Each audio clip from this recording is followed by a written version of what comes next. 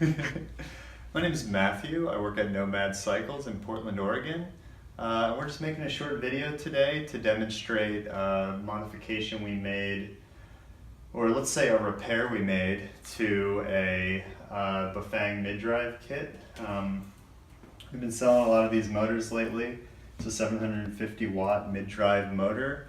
It mounts here in your bottom bracket of your bicycle. It's great for converting a standard upright bike into an e-bike. Installed this for the customer a little bit ago. He brought it back for an unrelated issue, and as I went to put it in the stand, I noticed the whole motor was loose. The source of the problem is this bracket here that they ship with the motor.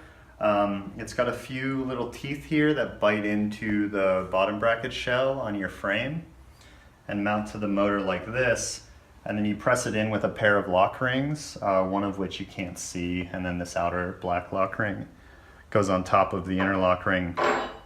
And those teeth are supposed to bite into the frame and hold your motor in place. Did some research after observing the problem on this bike and found that this is actually a common failure point on these kits.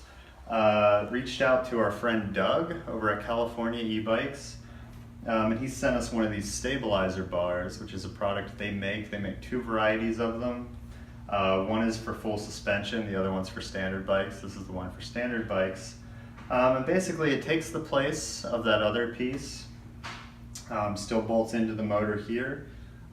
You position the motor in a slightly different place, and then you bring it back and fasten it to the non-drive side chainstay. It does have a hole in here for if you wanted to put a bolt through it.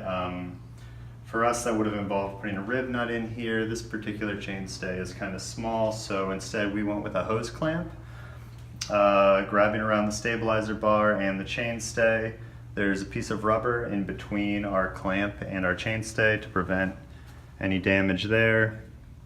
A piece of heat shrink over our hose clamp, and a nice little piece of Velcro to keep it in place. This wire is unrelated. It goes back to the speed sensor. But now our motor will stay in place. Nothing's going to loosen up on it, and we're ready to ride again.